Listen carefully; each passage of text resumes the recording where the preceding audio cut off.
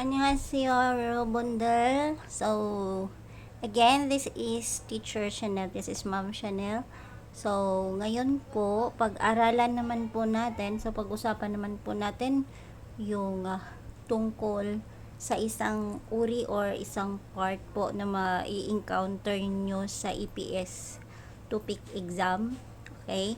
So, much better po na may idea kayo para alam nyo kung paano sagutan. So, ito po ay kadalasan na may encounter nyo po sa exam, itong part na to. So, mahalaga po na babasahin nyo po muna yung instruction. Okay? So, the instruction po is, taom tanwa kwanggi inen gosun mo oshimika. So, pag nakita nyo po sa instruction itong kwanggi inon, ibig sabihin po kasi yan is related. So, related po, related. Yan. So, ibig sabihin po, pipiliin nyo po dito sa choices, na. So, ipatay kasi hindi makita. So, pipiliin nyo po sa choices. Ito po yung choices. Ito. So, sa Korean actual exam, hindi po siya, ang choices po ay hindi po katulad ng choices sa atin na letter A, B, C, D, diba? Sa Korean po, it's 1, 2, 3, 4. Okay?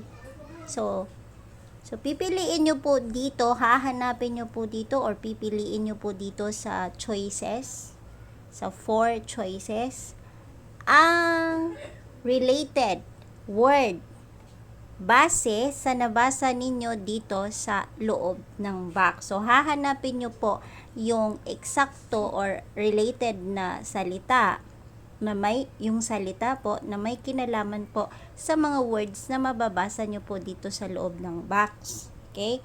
So, let's find, no? Basta tatandaan nyo po, kahit hindi nyo po mag-gets yung isang buong instruction, basta makita nyo po itong word na ito kasi since limitado po ang time kapag nagtitake po ng exam kasi meron pong time limit na. So, pag nakita nyo po sa instruction, mahalaga na binabasa instruction, no? Pag nakita nyo po sa instruction yung kwanggi inan, so meaning to say, ito po yung given words yung nasa loob ng box. Ibig sabihin, hahanapin nyo po dito sa 4 na choices yung nag-iisang salita na may kinalaman sa mga salita na nabasa po ninyo dito sa loob ng box. So, the words po na nasa loob ng box is yak, medicine, kul, article, tun, money, yun pill is pencil. Okay?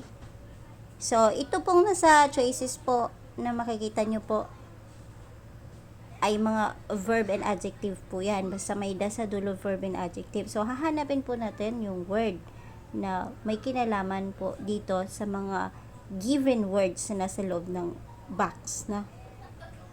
So, the number 1 word po, ang ibig sabihin ng suda is to write, to use, to spend. Okay? To take. Yun yung meaning ng suda. So, ito po ang tamang sagot. Suda. Okay? Kasi ang yak ay tinitake, di ba? Iniinom. Tinitake po yung medicine. Ang kul ay isinusulat, di ba? So, write. So, it's article. Ang tun naman po ay ini-spend. Ibig sabihin, ginagastos. And ang yun pill po, ginagamit po sa pagsusulat. So, suda is, another term po niyan in English is use. Okay? So, this is the correct answer. So, mahalaga po na may alam po kayo mga vocabularies kapag kayo po ay mag-take ng exam. Okay? Itong suda po na to is to shoot. Baril po. Barilin, to shoot. Tsukta, ang ibig sabihin po is to be konti. Sa Tagalog, konti ibig sabihin. Konti. Okay? Few. Okay? And then number 4, sa choices, pulda, ang ibig sabihin po is to earn money. So, that's it. So, hopefully po ay nagkaroon po kayo ng idea base po dito sa ating topic ngayon.